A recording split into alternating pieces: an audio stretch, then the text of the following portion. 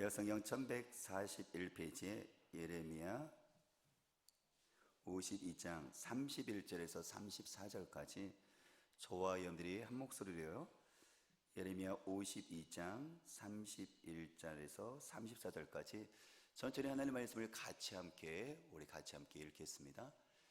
유다 왕 여호야긴이 사로잡혀 간지 37년에 곧 바벨론의 에윌 무로다 왕의 즉위 원년 12째 달 25째 날 그가 유다의 여호야긴 왕의 머리를 들어 주었고 감옥에서 풀어 주었더라.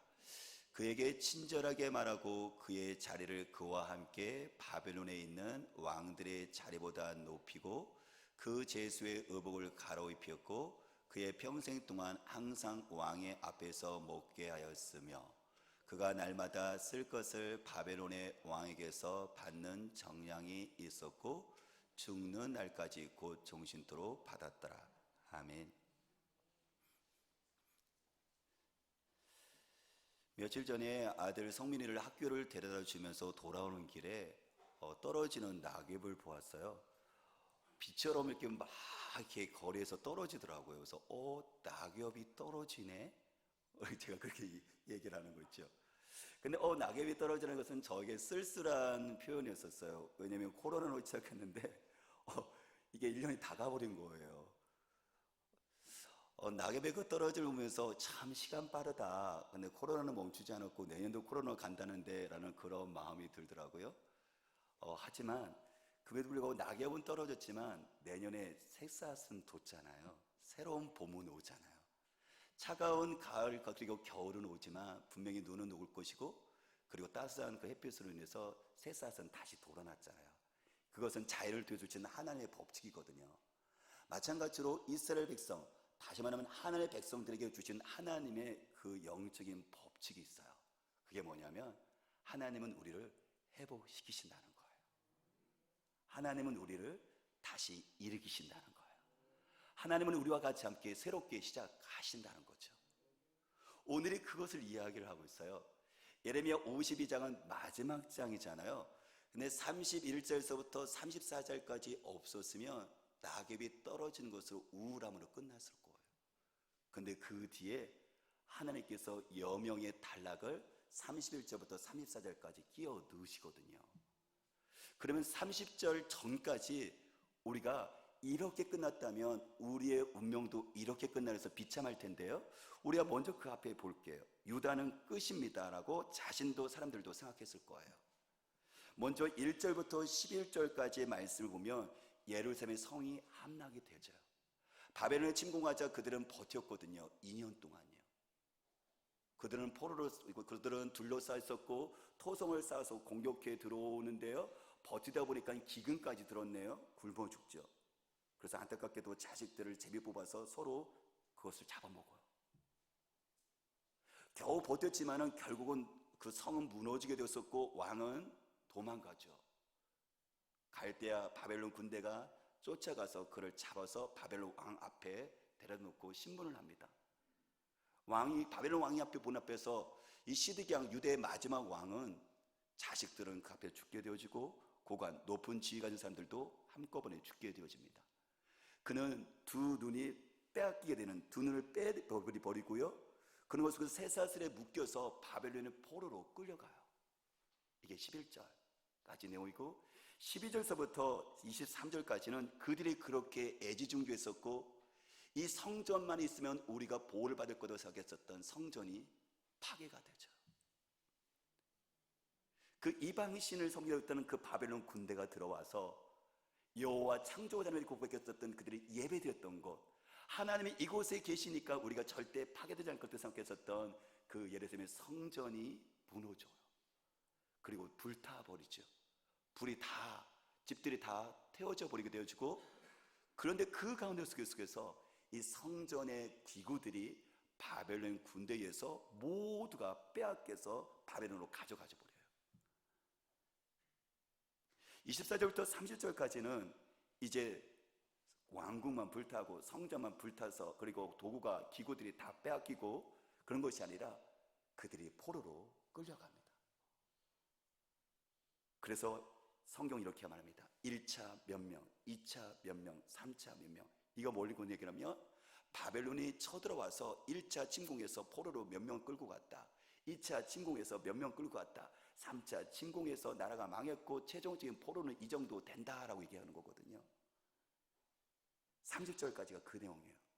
그러면 여기서 만일에 단락에 맞췄다면 이스라엘 백성들은 내일 없습니다. 소망을 꿈꿀 수 없어요. 근데 하나님께서는 예레미야를 통해서 의도적으로 31절부터 34절까지 단락을 끼워 넣으세요. 예레미야가 썼지만 예레미야를 통해서 하나님께서 예레미야 성경을 쓰신 거잖아요.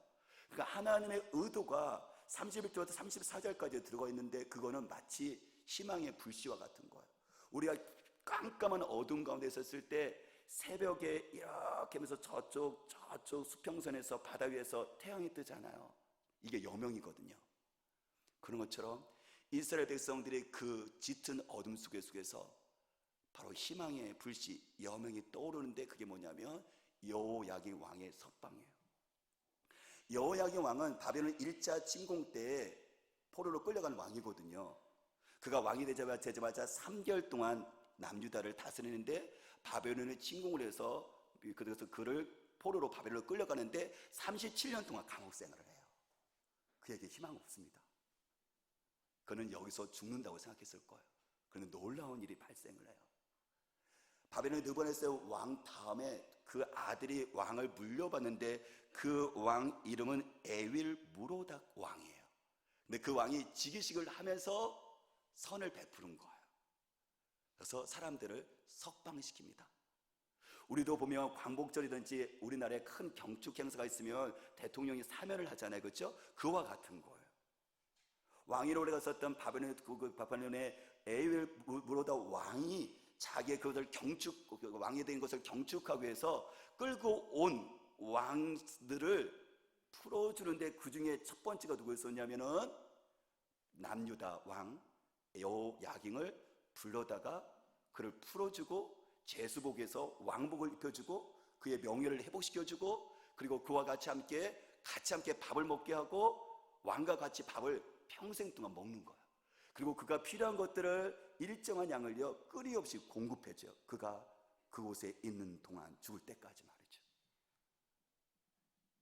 이거는 아까 말한 것처럼 하나님께서 여호수아를 예레미야를 통해서 일부러 끼워 넣기를 한 마지막 단락인데요. 만일에 30절까지 바벨론으로 끌려갔다, 성전은 파괴되어졌다, 다 불타버렸다, 그리고 사람들은 죽었다, 황폐화됐다라고 끝냈다면 우리 마음이 어떻겠어요? 이스라엘 백성들 속에서 그렇구나, 우리 인생은 하나님이 계신다 할지라도 그는 돕지 못하는 자녀라고 그들은 생각했을 거예요. 근데 바벨론 그곳 가운데 속에서 여호야긴 37년 동안 됐던 그 왕이 극적으로 풀려납니다. 그들이 석방을 그것을 통해서 이스라엘 백성들에게 하나님께서 어떤 메시지를 전하기를 원하시냐면 여호야긴 왕에게 희망이 없었을 때, 오랜 세월 있을 때, 고통 가운데 있었을 때, 그들이 자기 자신에 대해서 내일을 기약할 수 없었을 때 하나님께서 이 왕을 통해서 극적으로 풀려난 것처럼 이스라엘 백성들도 포로로 끌려왔지만 앞으로 어떻게 된다는 거예요? 내가 너희들을 해방시켜주고 석방시켜주고 대한 이게 징조고 이게 확증인 거예요. 그래서 이스라엘 백성들은 바벨론 포로에 대해서 생각하겠죠. 와, 왕이 다시 풀려났구나. 그렇다면 하나님의 말씀대로 40년 후에는 우리가 바벨론에서 다시 우리 고국으로 돌아갈 수 있겠다라고 그들은 희망을 갖게 되고 기대를 하게 되어지는 거죠. 성경 이사야 42장 3절 이렇게 말씀하세요. 상한 갈대를 꺾지 아니하며 꺼져가는 등불을 끄지 아니하고. 이사야가 쓴 내용이지만 이것은 바벨론이 포로로 끌려갔을 때 그들의 모습을 비유해 주는 거예요. 그들이 어떤 모습이에요? 상한 갈대입니다. 그리고 그들은 어떤 모습이에요? 꺼져가는 등불입니다. 포로로 끌려왔는데 뭐가 등불이 활활 타겠어요? 뭐가 빛나겠어요? 그들은 꺼져가는, 이제 그들을 놔두면 죽는 곳으로 끝나는 겁니다. 포로로 끌려온 그들에게 있어서 그들은 상한 갈대죠. 꺾여진 거죠. 그들은 도저히 살아나지 못합니다. 그런 상태를 지금 표현을 하고 있는 건데요. 그들에게 있어서는 아무런 희망이 없는 버려진 상태를 얘기하는 거예요. 여러분들 여기 등불이 있죠. 근데 등불이 있는데 저기서 반짝반짝 한다고 생각해 보세요. 등불이 희미하다고 생각해 보세요. 그러면 저 전구요 당장 갈아서 버립니다. 왜요? 꺼져가는 등불이니까. 지금 우리가 이렇게 여러 가지 꽃으로 지금 장식을 하고 있지만 이 꽃도 이뻤는데 그 꽃이 꺾어졌어요. 그러면 그대로 두나요, 여러분들요? 아니죠. 꺾어진 꽃은요 버립니다. 이스라엘 백성들이 포로되어 살던 그들의 삶이 현재의 모습이 이런 모습인 거예요. 꺾여진 꽃이고 갈대고 그럴 뿐만 아니라 꺼져가는 등불인 거예요. 그들은 살아날 수 없고 그들은요 새롭게 시작할 수 없어요. 그 자체로서는 운명은 끝난 거예요. 근데 하나님 이렇게 말씀하세요. 상한 갈대 꺾지 아니하며 꺼져가는 등불 끄지 아니한다. 누가요? 상한 갈대가요? 꺼져가는 등불이요? 아니요. 자체가 아니에요. 이스라엘 백성들 자체가 아니에요. 누가요? 하나님이 그들을 다시 살리실 것이고 하나님께서 다시 일으키실 것이고 다시 걷게 하신다고 하나님이 약속하시는 거예요. 하나님은 왜냐하면 회복시키시는 분이시거든요. 사랑하는 여러분, 저와 여러분들이 내 모습이 상한 갈대라고 생각하시나요? 내 모습이 꺼져가는 등불이라고 생각하시나요? 내가 경제가 내 재정이 꺾여졌나요? 여러분들 건강이 꺾여졌나요? 여러분들 관계가 완전히 꺼져버렸나요? 도저히 살아날 수 없을 거라고 여러분들 그렇게 생각하시나요? 그렇죠. 내가 내 자신에 대해서 기대할 수 없죠. 이스라엘 백성들처럼요. 어떻게 기대를 해요? 그런데 하나님은요 나의 재정과 건강과 관계와 우리들의 자녀돼서 하나님은 끄지 않으셨어요. 하나님은 꺾지 않으십니다. 왜요? 하나님께서 이스라엘 백성들에게 왜 꺾지 않으십니까? 하나님께서 왜 끄지 않으십니까? 하나님의 백성이거든요. 하나님의 자녀이거든요. 하나님께서 약속하셨거든요. 비록 그들이 하나님께 불순종을 말미암아 하나님의 말씀에 계속 거스름을 말미암아 하나님께서 그들을 깨닫기 위해서 잠시 동안 바벨론의 포로로 끌려가게 했지만 하나님이 그렇다고 그들을 버리신 것은 아니거든요. 하나님이 약속하셨어요. 어떻게 약속하셨어요? 너는 내 백성이다. 너는 내 자녀라고요. 이 언약은 이스라엘 백성들이 그것을 잘 지키지 못한지 할지라도 불순종할지 할지라도 하나님께서는 신실하신 것 때문에 자신의 약속은 자신이 지킬 수밖에 없는 거예요. 이게. 사랑하는 여러분, 저와 여러분들이 우리가 꺾여지잖아요. 왜 꺾여지지 않겠어요? 인생을 살면서 비바람이 치는데 이 갈대가 얼마나 연약합니까? 그러니까 꺾여져요. 그리고 계속해서 활발 타오르는 때도 있지만 우리는 어떻게 하죠? 등불처럼 살아 스스러질 때가 있어요. 근데 분명한 것은 뭐냐면 금에도 불구하고 꺼지지 않는다. 금에도 불구하고 그리고 나는 다시 살아난다. 왜요? 하나님의 약속 때문에 그래요. 이 약속은 이겁니다. 이 십자가 때문에 그래요. 이 십자가에서 하나님의 아들 예수 그리스도 그분의 피값지고 존귀하신 하나님의 아들이 되고 저와 여러분에게 약속했거든요. 너는 내 아들이다. 너는 내 딸이다. 라고 약속하셨거든요. 그래요. 존귀하신 하나님의 아들의 그림으로 그 피 흘림으로 하나님께서 저 십자가를 두고 아들의 이름을 두고 우리에게 약속한 거거든요. 내 아들이라고 내 딸이라고. 그렇기 때문에 하나님은 나를 버리지 않으시고요. 나를 잊어버릴 수가 없어요. 내가 하나님을 떠날 수 있고 내가 하나님을 잊어버린 것 같이 느껴질 때 할지라도 하나님은 결코 나를 떠나거나 버릴 수가 없는 거예요. 왜요? 저 십자가의 약속 때문에 그런 거예요. 방금 얘기했던 것처럼 요야긴 왕 37년 동안 포로 생활하고 있는 그의 석방은 이거는 실제적인 정조, 징조, 기미인 거예요. 뭐에 대한이요? 앞으로 우리는 우리나라로 고국으로 가족으로 돌아갈 수 있다는 회복에 대한 약속에 대한 이게 징조인 거예요. 그들이 포로 생활을 속에서 뭔가 있어야 될 거 아니에요. 이렇게 어두운데 햇빛이 이렇게 새벽 이렇게 태양이 뜰 때 여명이라고 얘기하잖아요, 그렇죠? 그런 것처럼 내가 이 포로 생활을 썼을 때 우리가 돌아갈 수 있을 거에 대한 하나님의 뭔가 징조가 있어야 될 거 아니에요. 근데 이게 여호야긴 왕의 석방이에요. 37년 동안 오랫동안 있었던 그 감옥에서 석방된 말이야마 그래 저거다. 저게 사인이다. 저것이 실제적인 확실한 증거다. 저거를 보니까는 우리도 돌아갈 수 있다라고 그들이 기대를 갖는 거예요.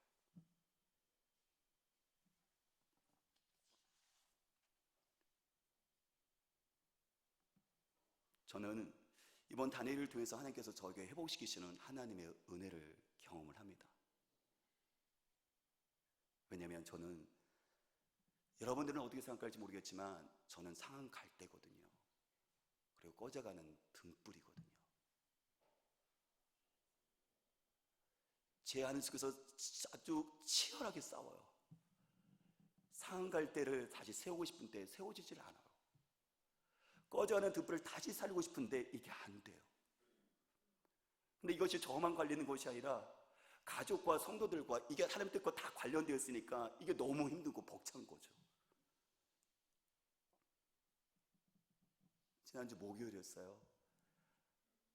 간증자의 그 메시지를 듣고 개인 기도를 하는 그 시간 가운데 속에서 기도하다가 제 마음 가운데 고요 기도하다가 부르짖다가 사람들이, 성도들이 이제 집으로 다 돌아간 속에서 성령 하나님께서 저에게 깊은 기도로, 회개 기도로, 그리고 하나님을 의뢰하는 쪽으로 성령께서 저를 이끄셨어요. 그때 저는 저에게 하나님 앞에 이런 고백을 드렸어요. 하나님, 내가 할 수 있는 것이 없어요. 하나님, 내가 할 수 있는 것이 없어요.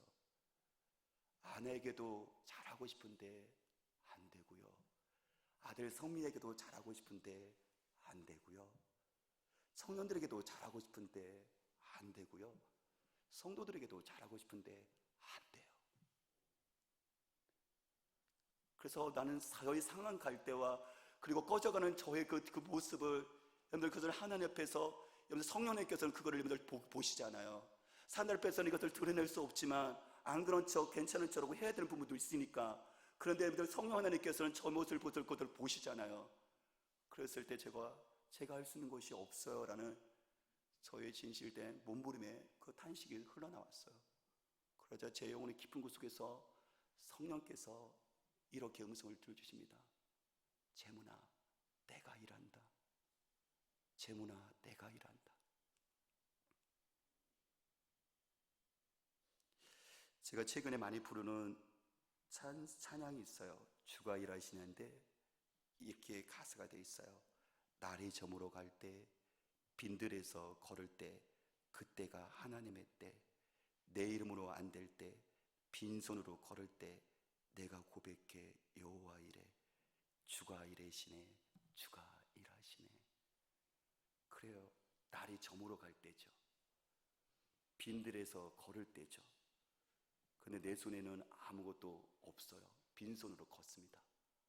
내가 할 수 있는 것은 내 힘으로 안 되죠. 근데 그때가 하나님의 때죠. 그리고 주님이 일하십니다. 그리고 나는 고백합니다. 여호와 이래, 주님께서 준비하셨군요. 주님께서 일하고 계시는구냐고요. 이스라엘 백성들은 지금 여러분들 날이 저물어가는 때인 거예요. 그들이 포로 시기 가운데 있으니까, 오랜 동안 포로 시기 가운데 있으니까 그들에 있어서는 빈들인 거예요.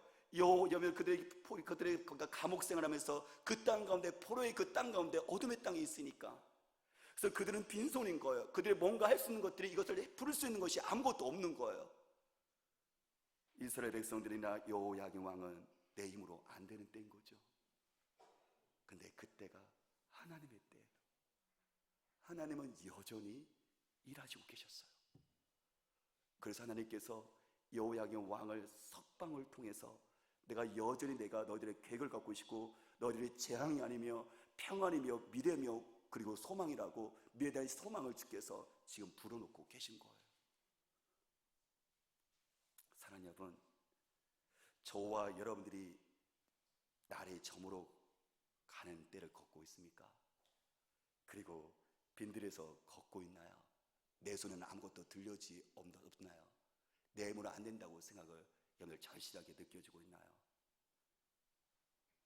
그러면 우리 주님의 그 때입니다. 주님께서 여호와 일에 일하고 계십니다. 그러므로 저와 여러분들에게 바벨론 포로들에게 있어서는 하나님이 일하시는 것을 여러분들 그 전조라고 얘기하죠. 그리고 확실한 확증이 증거가 필요했어요. 그게 뭐냐면 여호야긴 왕의 석방이에요. 그 석방은 개인의 석방으로 끝나는 것이 아니라 이스라엘 백성들은 왕이 저렇게 석방되어지네, 그러면 우리도 하나님께서 여전히 일하고 계시네, 그래서 우리도 돌아갈 날을 기대를 할 수가 있는 거예요. 이 가능성을 발견하게 되어지는 거예요. 마찬가지로 사랑하는 여러분들 전의 삶가족 속에서 하나님께서 우리에게 회복을 약속을 반드시 해주시는데, 그때 하나님께서 우리에게 회복의 신호를 주시거든요. 저는 그런 마음이 있어요. 그렇구나, 하나님께서 담임 목사인 저에게 목요일날 그렇게 기쁜 회개와, 그리고 하나님께서 저에게 있어서 하나님에 대한 신뢰와 의뢰를 갖게 하셨던 것은 저 개인의 이게 회복이 아니에요. 이거는 공동체, 저하고 관련된 공동체 성도들의 우리 교회 회복과 관련되어 있어요. 마찬가지로 아버지의 그 회복은 나로 끝나는 것이 아니라 우리 자녀들의 회복으로 연결되어지고, 사랑하는 성도들의 여러분들 교사의 그 관점의 회복은 나로 그쳐지는 것이 아니라 우리 아이들의 그 회복으로 하나님께서 이게 역사하시는 거예요. 그렇기 때문에 내가 자녀들에 대해서 소망을 가지려면 부모인 내가 먼저 회복이 되어야죠. 우리 교회가 먼저 회복되어지려면 가장 중요한 게 뭐냐면 담임 목사가 먼저 회복이 되어져야 되는 거죠. 만일에 우리가 믿음의 후배들이 회복되기를 원한다면 믿음의 선배인 장로님과 권사님들이 먼저 회복이 되어져야 되는 거죠. 한 사람의 그 회복은 그도 그치는 것이 아니라 공동체의 회복으로 하나님께서 약속에 대한 전조인 것이고 징조인 것이고 사인이고 확증인 것이거든요. 하나님께서 여호야긴 왕에게 석방을 통해서 이스라엘 백성들의 회복, 하나님의 일하신 것들을 신호를 보여줬던 것처럼 저와 여러분들에게도 우리 가정과 여러분들의 직장과 일터와 교회단의 회복을 하나님께서 반드시 이루실 것인데, 그에 대한 하나님의 그 사인과 신호가, 회복의 신호가 반드시 있을 거예요. 여러분들이 1년이 마무리하면서 하나님의 회복의 신호를 듣고 보고 만질 수 있는 우리가 되시기를 주님으로 축복합니다. 코로나 정말 오래 걸리죠. 그리고 우리가 이 코로나와 함께 사는 사회가 되어버렸어요. 개인도 그렇고 우리 아이들도 그렇고, 그리고 우리 교회도 그렇고 다른 교회도 그렇고, 그리고 우리 직장도 그렇고 다른 직장도 그렇고, 우리 일터도 그렇고 다른 직장도 그렇고, 아니 우리나라뿐만 아니라 전 세계가 이 코로나의 영향이 있어서 정말 암울해요. 밝아야지 여기 하는데, 이게 전체 분위기가, 이게 강줄기가 이게 있으면 이 강물이 흘러가며 같이 있으면 이게 흘러가 버리지 않아요. 전 세계의 흐름이 이 코로나의 그 암울한 분위기 속에 있으니까는 이걸 거스르기가 만만치가 않은 거예요. 그런데 사람들은 여기서 뛰어넘어서 이제 더 지금은 이제 울분 사회가 돼버렸어요. 분노 사회가 돼버렸어요. 가족에게, 사랑하는 성도에게, 또 사랑하는 직장 동료들에게 그냥 짜증내고 화나는 것들이 이게 우울을 뛰어넘어서 이게 그쪽으로 흘러가는, 그래서 울분 사회라고 이야기를 해요. 의사들이나 그리고 전문가들은 이 코로나 블루, 코로나 우울함과 그리고 분노를 이길 수 있는 방법을 몇 가지 제시를 하는데요, 도움이 분명히 되더라고요. 세 가지 중에서 첫 번째가 뭐냐면 햇빛 속으로 들어가는 거예요. 우울함을 이길 수 있는 방법은 햇빛 속을 걷는 거예요. 따스한 햇빛 속에서 내 자신을 어떻게 하죠? 그 햇빛으로 말하면 하나님 주신 자연 치유력이죠, 그죠? 힘들다 할지라도 집에서 있기 귀찮은데 우울증이 있으면 그렇게 생각이 들잖아요. 근데 그럴 때일수록 내가 밖에 나가서 햇빛 속에 걷는 거예요. 그리고 두 번째는 무엇이냐면, 우울하지 않으려면 만남의 그 횟수는 줄어들 수밖에 없지만, 우리 코로나 때문에 만나기가 우리가 부담스러우니까, 하지만 접촉하는, 평소보다 더 연락을 자주 하는 거예요. 상호교류를 더 하는 거죠. 왜냐면 혼자 이 우울함은요, 혼자서는 못 버텨요. 그렇기 때문에 만나기 부담스러우면 카톡이든지 문자든지 아니면 전화를 통해서 자주 더 많이 연락을 해서 이게 교제를 하는 거죠. 이건 제가 성경 얘기하는 것이 아니라 일반적으로 사람들이 회복되어지는 것에 대해서 전문가들이 이야기하는 거예요. 세 번째는 뭐냐면, 내 자신에 몰두하게 되면 부정적으로 더 생각하게 되어지니까 다른 일에 시간을 투자하는 거죠. 집중하는 거죠. 예를 들면 다니엘 기도에 집중해 보는 거고, 또 우리가 교회에서 보니까 스마트폰 배우기가 있거든요. 무료로 이렇게 배우는 전문가가 와서 가르쳐줘요. 스마트폰 배우기. 아니면 어제는 보니까요, 꽃 만들기도 하시더라고요. 정말 그 지혜로우신 거예요. 그렇게 여가 시간을 나자에게 집중하는 것이 아니라 그렇게 다른 시간에 투자하고 집중하는 거죠. 또 한 가지는 뭐냐면, 교회에서 수수감사절이나 성탄절 같은 경우는 교회에서 장식하고 봉사가 많잖아요, 그렇죠? 그렇게 내가 그것을 사용하는 말미암아 나 자신을 계속 혼자 있으면 이게 몰두가 되어서 더 부정적으로 빠지니까 시간을 의도적으로 다른 데로 내가 돌리는 거죠. 또 한 가지의 방법은 내가 하나님이 회복시킨다는 것을 계속 묵상하는 거예요. 하나님이 회복시키신다. 오늘 보니까는 여호야긴 왕을 회복시키잖아요, 그렇죠? 그래서 이것은 역사 얘기하는 게 아니에요. 역사 얘기가 아니라 이것은 하나님의 이스라엘 백성들의 역사를 통해서 실질적으로 하나님의 백성인 우리의 역사를 여러분들 써내겠다는 걸 원하시는 거잖아요. 이건 바벨론의 역사, 폴의 역사를 얘기하는 게 아니에요. 우리도 바벨론처럼 그렇게 암울하고 우울해서 있었을 때 여호야긴을 하나님께서 석방시켜준 것처럼 우리도 하나님께서 석방시켜주고 회복시켜주는 그 하나님을 집중하기 위해서 이게 성경 쓴 거거든요. 그 때문에 우리에게 있어서는 그래, 나는 끝이 아니다. 내 인생은 밑바닥이 아니다. 다시 일어설 수 있다. 그건 뭐냐면 하나님이 약속하셨으니까, 하나님이 회복의 약속을 반드시 이루실 것이니까, 저 십자가가 그 증표니까 하면서 십자가 앞에서 몸부림을 치면서 그리고 넘어진다 할지라도 회복시키시는 그 하나님, 그분을 생각하면서 성령의 도움을 구하면서 나가는 거죠. 반드시 회복시키십니다. 유재문이 얘기하는 것이 아니라, 누가 얘기하는 것이 아니라, 대통령이 얘기하는 것이 아니라 여호야긴과, 그리고 실질적으로 여호야긴이 그 사인을 줬잖아요. 갑자기 석방을 통해서 하나님의 은혜를 느끼게 했잖아요. 40년 후에 이스라엘 백성들이 바벨론이 망하고 바사, 페르시아, 고레스가 왕으로 되면서 나라에서 포로를 끌었던 사람들을 다 돌려보내요. 하나님의 약속이 이루어지거든요. 여러분들이 오랫동안 묻고 있는 것이 무엇이라고 생각하세요? 여러분들이 오랫동안 어려운 가운데 있는 것들이 무엇이라고 생각하세요? 이게 도저히 풀려질 것 같지 않고 이것이 도저히 여러분들 자유롭게 되지 못할 거라서 스스로 포기하고 있는 것들이 무엇이 있으세요? 아니요. 우리 끝난 거 아니에요. 아니요, 맞아요.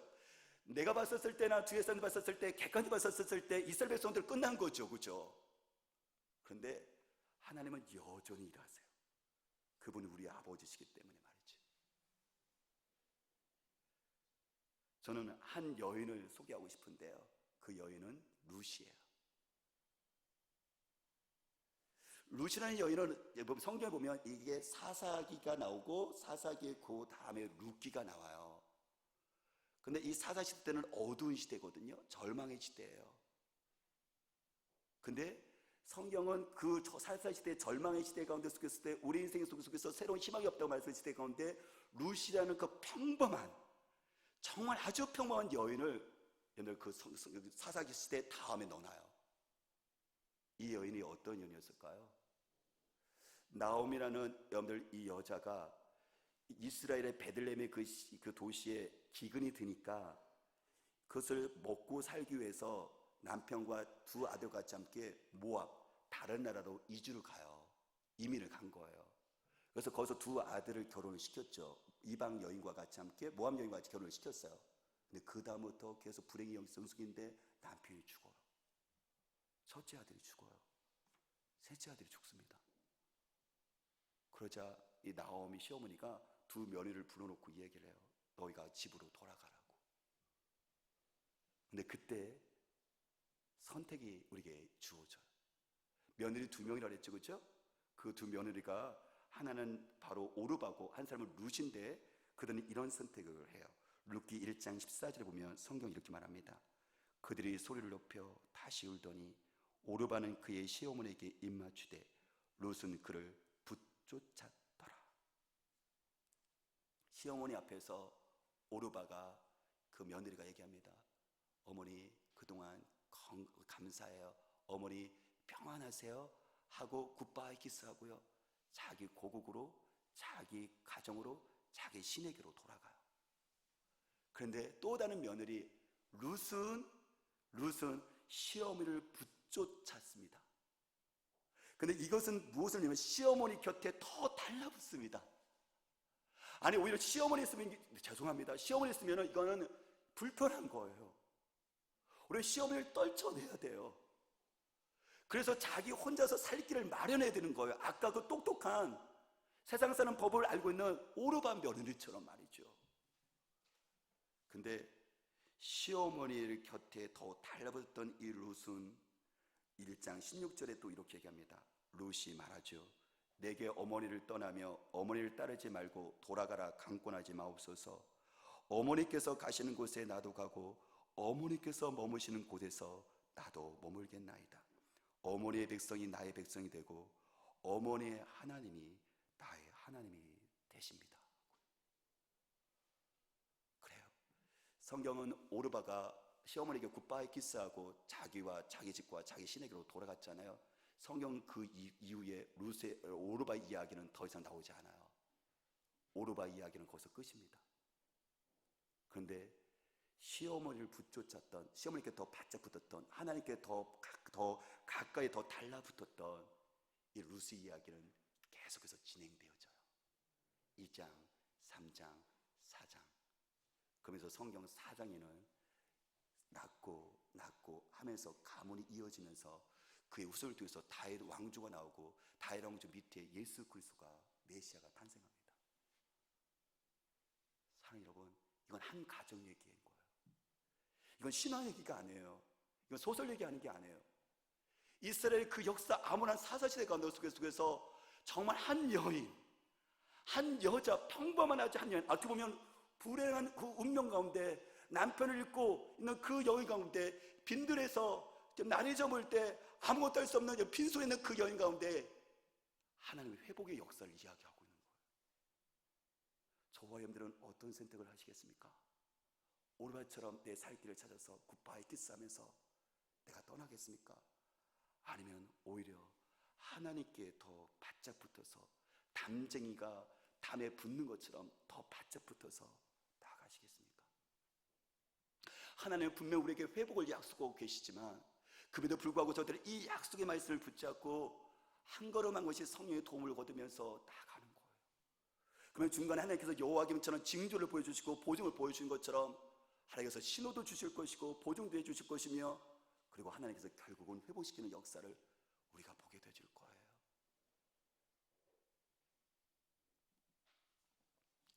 이 이야기는 바벨론 땅에서의 이야기입니다. 바벨론 땅은 절망의 땅이고 바벨론 땅은 내일이 없는 땅이에요. 미래에 소망 없어요. 자녀들에게 내일을 꿈꾸라고 절대 이야기할 수 없는 땅이에요. 그런데 바벨론에서 소망의 이야기가 다시 시작되어져요. 하나님에 의해서 말이죠. 회복시키시는 그 하나님의 일하심으로 말이죠. 마찬가지로 저와 여러분들이 코로나는 큰 위기 가운데 우리들과 다 부딪혀 있어요. 그런데 그 가운데 속에서 주님은 우리를 회복의 이야기를 계속 쓰기를 원하세요. 이스라엘 백성들처럼 말이죠.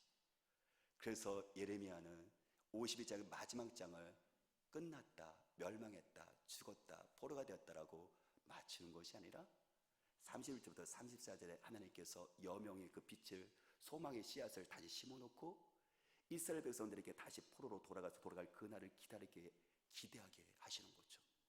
하나님을 기다리면서 말이죠. 사랑하는 여러분, 저와 여러분의 삶 가운데 속에서 하나님은 반드시 회복시키세요. 그 가운데 속에서 힘들고 어려운 그 여정을 걸어가지만 성령 하나님께서 우리를 붙잡고 가실 것이고 말씀이든 아니면 또 사건이든 사람이든 하나님께서 또한 여호야기해 주셨던 그 하나님의 돌보심의 그 사인을 주셔서 우리를 그 길을 걷게 하실 거예요. 바벨론 포로 이야기는 절망으로 마치지 않고 희망으로 다시 맞춰집니다. 우리들의 그 삶은 우리가 절망으로 끝나는 것이 아니라 회복시키는 주님 말미암아 새롭게 시작될 수가 있습니다. 그 좋으신 하나님, 그 주님을 찬양합니다. 기도하겠습니다.